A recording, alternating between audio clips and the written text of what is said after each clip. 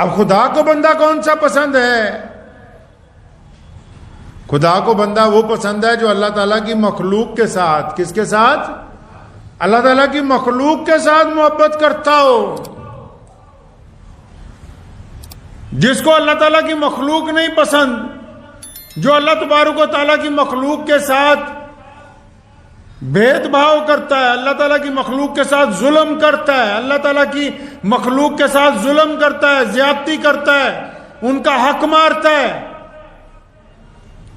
اور اتنا کچھ کرنے کے بعد پھر یہ سمجھتا کہ میں بڑا مذہبی آدمی ہوں، میں بڑا دھرمی بندہ بن گیا ہوں، اور میں تو خدا کے راستے میں خرچ کرتا ہوں، خیرات کر رہا ہوں، تو جب تک وہ مخلوق کے ساتھ اپنا ظلم بند نہیں کرے گا تب تک وہ خدا کا محبوب بندہ نہیں بن سکتا ہے۔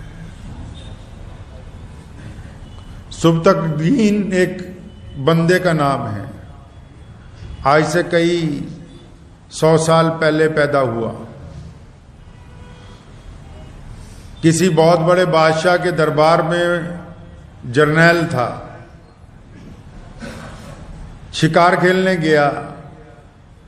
تو اس دور میں شکار کے اوپر ہی روزگار ہوتا تھا، مطلب ایک آدھا بڑا جانور مار لیا، وہ لوگ کھاتے رہتے تھے، ہفتے بعد پھر دوسرا تلاش کر لیا۔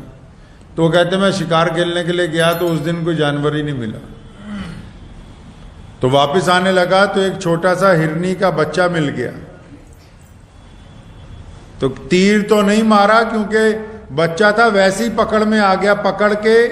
گھوڑے پہ رکھا، لے کے واپس چل پڑے۔ اور فرماتے ہیں کہ جب میں اپنے قصبے میں، اپنے شہر میں داخل ہو رہا تھا تو ایک جگہ رکا نماز کے لیے، وضو کے لیے، اپنا گھوڑا جب میں نے روکا تو جب اس سے اترا تو اس بچے کو باندھ دیا ایک جگہ، تو میں نے کیا دیکھا کہ اس بچے کی ماں جو ہے ہرنی، وہ بھی پیچھے پیچھے دوڑتی دوڑتی وہاں تک آ گئی۔ اب دو طرح کے لوگ ہوتے ہیں نا، اکثر شکاری جو ہوتے ہیں وہ کہتے ہیں کہ جب یہ آ گیا تو اس کے پیچھے پیچھے اس کی ماں آ گئی، مطلب بڑا شکار بھی ساتھ میں ہی مل گیا ہے۔ چور چوری کرنے جاتا ہے، اس کا ارادہ ہوتا ہے اس گھر میں تھوڑے پیسے، جب زیادہ دیکھتا سوچتا بڑا ہاتھ لگ گیا آج۔ تو سبکتگین جو تھے، جب انہوں نے دیکھا کہ اس کی ماں بھی پیچھے پیچھے آ گئی تو ان کے دل میں خیال آیا، 5 وقتہ نمازی تھے، تو خیال آیا دل میں کہ یار دیکھو اس کی ماں پیچھے پیچھے یہاں تک آ گئی ہے، اب یہ تو غیرت کی بات نہیں ہے نا کہ میں اس کی ماں کو بھی پکڑ لوں، یہ تو طریقہ نہیں ہے کوئی سماج کا کہ کوئی بندہ کسی کو چھڑوانے جائے تو اس کو بھی پکڑ لیا جائے، یہ تو سماج کی ویوستھا میں نہیں ہے، یہ ظالم لوگ کرتے ہیں۔ تو کہنے لگا کہ میں نے یہ ارادہ کیا کہ چلو اس کو ایسا کرتا ہوں کہ اس کے بچے کو چھوڑ دیتا ہوں، پھر کبھی دوبارہ جائیں گے جنگل میں، جو کچھ مل جائے گا دیکھی جائے گی۔ تو کہنے لگے کہ میں نے اس کے بچے کو چھوڑ دیا، نماز پڑھی، رات کو گھر پہنچا، اطمینان سے کھانا وانا کھایا تو رات کو سو گیا، تو خواب میں اللہ کے پیارے نبی حضرت محمد رسول اللہ صلی اللہ علیہ وسلم کی زیارت ہوئی، اور فرمایا اللہ تعالیٰ نے تیرے بارے میں کہا کہ تو اللہ کی مخلوق سے بڑی صلہ رحمی کرتا ہے، کیا اگر تجھے انسانوں پہ بھی بادشاہ بنا دے تو ان کے ساتھ بھی ایسا ہی کرے گا؟ تجھے انسانوں پہ اگر بادشاہ بنا دیں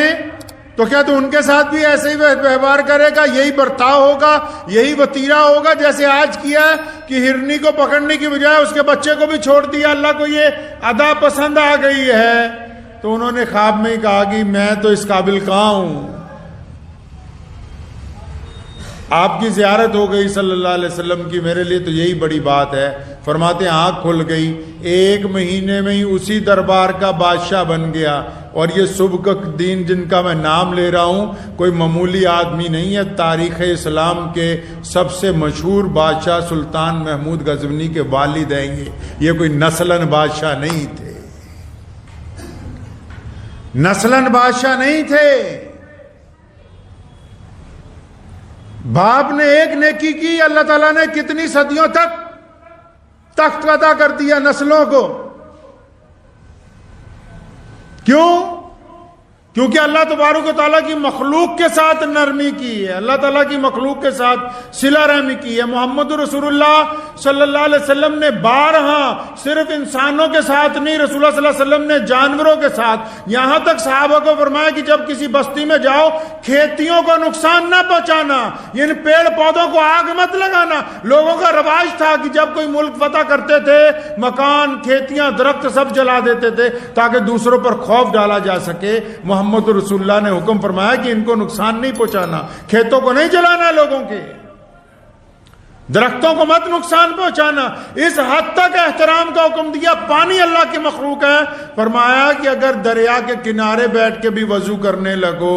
تو بس اتنا پانی استعمال کرنا جتنی ضرورت ہے، باقی پانی کو گندا نہیں کیا جانا چاہیے۔ یہ بھی تو اللہ تبارک و تعالیٰ کی مخلوق ہے۔ ہمارے یہاں تو جو زندہ مخلوق ہے جن کو ہم انسان کہتے ہیں، جو ہمارے ساتھ چلتے پھرتے ہیں، ہم ان کی رعایت نہیں کرتے، ان کے ساتھ زیادتی کرنے کی کوشش کرتے ہیں۔ کوئی مالک سوچتا ہے اپنے مزدور کے جتنے پیسے مار سکتا ہوں مار لو، نوکر سوچتا ہے کہ مالک کی جتنی ٹھگی ماری جا سکتی ہے مارو، میاں بیوی سوچتے ہیں ماں باپ کو جتنا گمراہ کر سکتے ہیں کرو، پڑوسی سوچتا ہے پڑوسی کا جتنا نقصان کر سکتا ہوں کرو۔ تو یہ جو لوگ خدا کی مخلوق کا نقصان بنانے کا پروگرام بنا کے بیٹھے ہیں، یہ جن لوگوں نے ارادہ کیا ہے کہ اللہ کی مخلوق کو تنگ کرنا ہے،